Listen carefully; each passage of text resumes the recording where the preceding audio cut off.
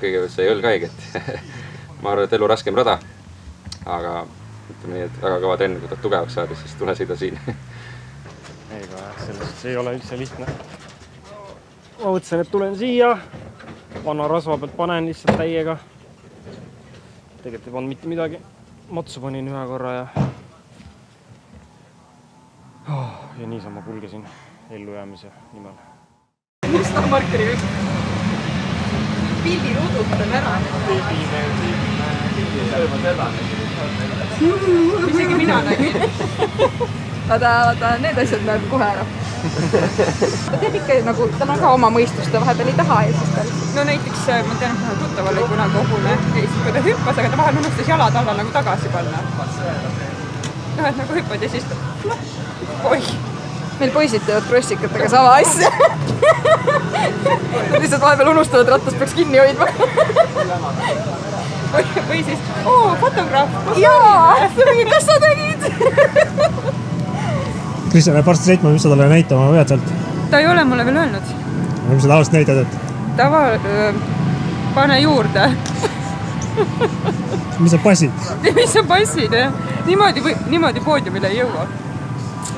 Aga ma arvan, et siit tuleb, et mingi ajaline näitamine arvatavasti. Ei, see tuleb väga kross.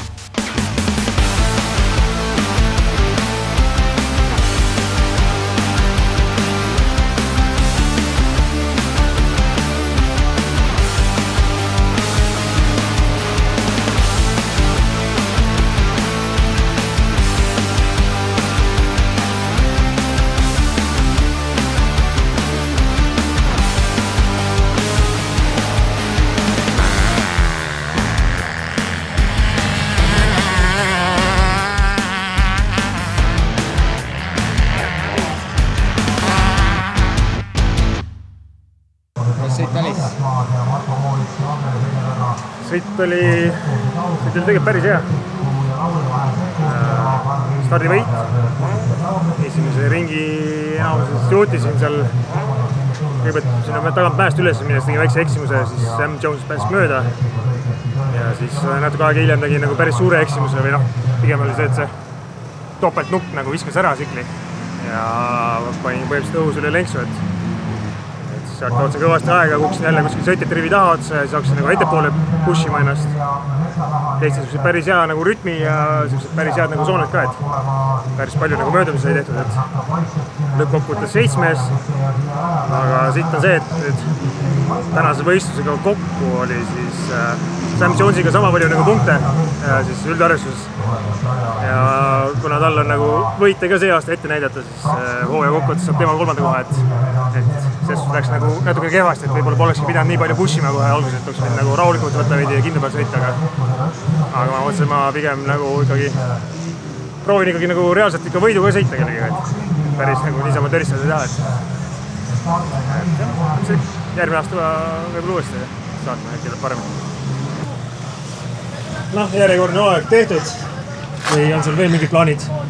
Ei, kõik.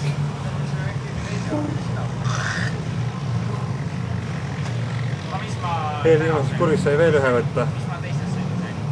Sõit ei ole läbi, enne kui finišilipp on kukkunud. Absoluutselt õige.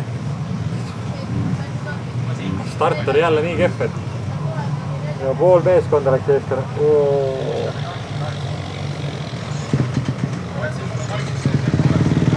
kuidas sa sooja üldse kokku võtad? Areng on kõva olnud. Aga pull on see, et kiivarada, mida on kõige rohkem lühtinud, on seal kõige kehvemad tulemused, et kõvarajal on paremad tulemused. Aga no järgmine aasta äkki mahub top 5 juba. Kõrin edasi ja kui kõva. Jah. see uus pinnas on, seal on see viimane põnts, seal läks nagu mingi auk tuli sisse ja tuli lihtsalt mingi räigelt niimoodi, selle külve selle tõrga kohal räigelt vastu lenkus ära. Seal on päris palju teha niimoodi pandana. See on veits siuke sketši. Tunde Lukkeri pinnal kive täis. No jättes see start välja, kuidas muidu sõitaks? Hästi, palju möödumisi, aga ühes kohas vist kukkusin, ma suretasin välja ühes kohas, et see tõmbas natukene moti maha ja viimase ringi suretasin ka välja, aga muidu läks hästi, jah. Midagi hea. Midagi positiivselt kaasa võtta, äkki? Ei teagi, mis koha nüüd sain, aga vähemalt hooaja võitsin ära vist. Ja ei, see kommentaator või see end ütles, et Rauno Toom tuleb nüüd siit ja ta on hooaja juba kindlalt ära võitnud. No siis on väga hea, noh. Palju õnne, Siis on väga hea.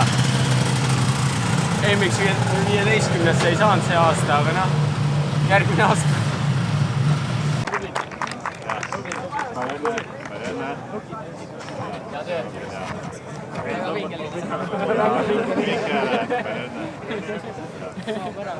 Nüüd on üle anda veel siin ka lisaks tiimide arvestusele hulk erinevaid auhindu siin toetajatele, aga nii pimedaks läheb juba, et kas me lugeda ka veel seda, ma ei tea.